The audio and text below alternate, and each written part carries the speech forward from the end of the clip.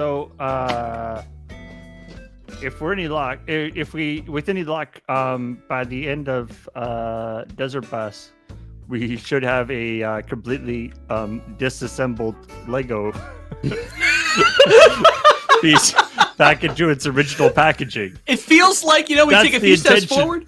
That's the intention, right? It was so great that, when Matthews was helping earlier today, and it's like we were moving forward, but I ran into a problem, obviously, and then we had to move our way backwards. But that's fine. It's fine. Sometimes you have to take a step backwards to really really assess where you're coming from.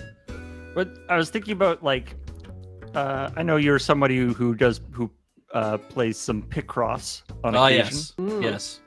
And there's that thing where you go along, and you're like 95% the way through, right? And then you realize you're in a spot where there's like no solution, and you're like, sometime in the last hour, I made a wrong move. Can we even drive again? I want to refill my tea. There's literally no way to know. I'm gonna pick it up for me right now. Here comes the driver. I'm just gonna start from scratch. I hate when that happens. The Picross game I've been playing on my phone, which you recommended, Paul. I think you're the one who recommended it. Nonogram's Katana. Yeah. Is come on. Because you can set them. You can set things so that they it tells you when you made a wrong move. Yeah. But I don't usually like to have that on because sometimes you want to kind of work things out yourself. But by the same token, you don't want to have made a wrong move. Yeah. I have the bus. All right, sweet. Thank you. You're welcome. There's you and I are two different Picross players, Paul. You have the warn me if I made a wrong move thing on? I have a thing that not the one if I make just a wrong move at random, but if I make a move that results in an illegal play where it's like you can't put that down here because if you do it will cause a problem in this other aisle. I have it light up the row or the column to be like, if you put this thing where you put it, then in this other row or this other column it just lights up red. It's like that's not going to do it. And I'm like, oh, right. Okay. But sometimes that doesn't become clear for quite a while. Sure doesn't. Sometimes you can go along happily and everything works until a certain point where it doesn't. The other thing that I do though now, because I got to a point where I've done enough of these things where I was just like, I just want to sit down and enjoy the meditation of filling in all the pips, right? So I've been using the dot fill in to kind of be fill in a bunch of dots and then use that to help yourself count backwards to what things actually should exist, and then fill in the dots with the proper squares so that these ones are okay and these ones aren't, like that kind of thing. And then clear out all the dots and then do some more of that. And I'm like, sure. But what I've also started doing is, have you filled in the right, did putting that square down, did you fill in a block of 5 or 6 and there's only 1 5 or 6 in the line? Great, I'll put X's on either side of that for you. I've turned that one on, and it literally it says in the options, it says, if you turn this on, you will probably remove a lot of the fun of the game.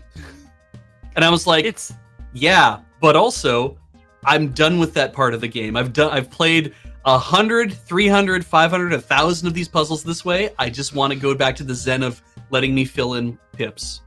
It's a funny thing, you can imagine, I always imagine the iPad or the computer that you're doing it on, because it's something, the process that you go through in your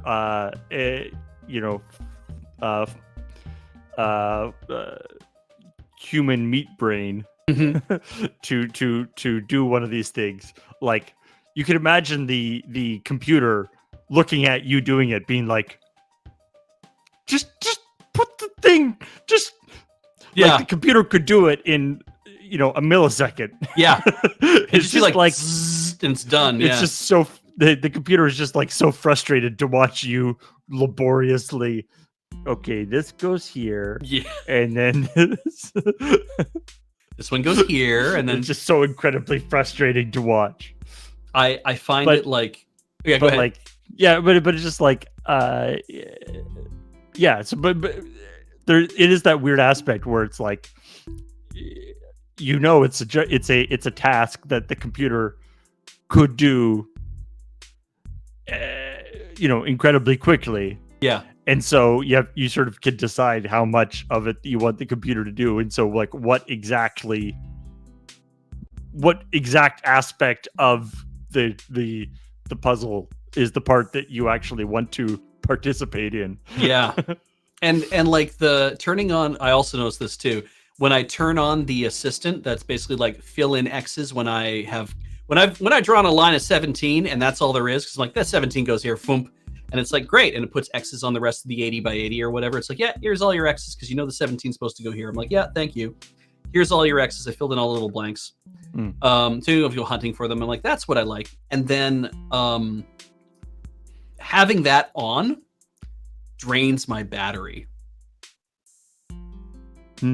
More so when you like noticeably more so than when you have it off. Yeah, because I've had days where it's been like I play Picross for maybe an hour or whatever, and I'm like, I'm enjoying this, and I look down and my phone's at 20%, and I'm like, I've played Picross for an hour before when I didn't have this thing on. And so I think it's because every time I'm drawing stuff in, it's like recalculating. It's not matching it against, I have a known answer and I know what this is supposed to look like, right? It's like it has to actually calculate. Because if I put the 17 in the wrong spot, it will fill in all the X's for everything that shouldn't be that 17, right? Because it has to go with, this was the choice you made, and because there's a 17 in there now, I will put X's on either side and I'll get rid of everything else that's not supposed to be there. I don't care if you got them right or not, because you're going to find out whether you got them right or not soon enough. That's a good point. Yeah, it can't just take the solution and work back, because it actually has to be using what you put in. Yeah. So it sucks because it's like every time then I enter something, it has to calculate to see what did that guy actually do. Oh, I see. And then it moves on. And yeah, it's like maybe there's a cleaner way to do it. Maybe there's a way that uses less power. Maybe there's a way that should use all the efficiency cores instead. I don't know. But it's like I have also filled stuff in where I've noticed that it takes it about a second or a half second even to be like, I filled in a thing, I move on to put my next ones down, and in the in-between time as I'm going to put the next one in, none of the X's get filled in when they should have been. And then I finish my next run and it's like, I'll go back and do the X's that should have been filled in. It's waiting for me to release input from the screen to actually say, I'll fill in your stuff now. And that might just be a timing thing. It might just be a thing to be like, oh, you're leaving, you've left me some space to do my thing. Thank you. Like I don't want to just fill it in right away. I want you to wait to see what happens. I'm not sure. I don't know how they programmed it. The one that Nanogram's Katana one that there's a whole section of like the colored nonogram, like the ones that have all sorts of different colors. Yeah. And I don't know about those. Not a fan either. It's weird that like as soon as like I was like, I'll try one of the like easy ones of these, and it totally broke my brain immediately. I was like, all of the things that I have learned how to do in the black and white ones have gone out the window, and I can't do this anymore. Yeah. I'm actually a little sad because like I've discovered that I have an iPhone XR. I've discovered that I can't get myself a smaller phone because if I will not be unable to play Picross. Yeah, and I'll be able to zoom in. Well, that's true, but then I have less available squares on the screen that I can actually comfortably click on. And dragging long distances then is like, even on this, it's hard. I'm like, I'd much rather have like even an iPad mini to play Picross on, but I'm not just going to go buy an iPad mini just to play Picross on. That would be foolish. And then also reading manga is the other thing. That would be foolish. Yeah. I mean, thinking about what I've been using my iPad for lately, but yes. I mean, like part of it, I'm like, I guess because I want to read manga and I want to play Picross, I'm like, maybe I should be picking a device that I actually want to do those things with, and then use that device for that, and then go like have my phone be the thing that I actually just want to have in my pocket doing all the other things I want it to do. But yeah. But yeah, It is definitely there's also it's called something different, but the other one that I've liked is it's almost like not a paint by numbers, but like there's like a thing where you like draw colors Yeah. to like connect the multiple things together.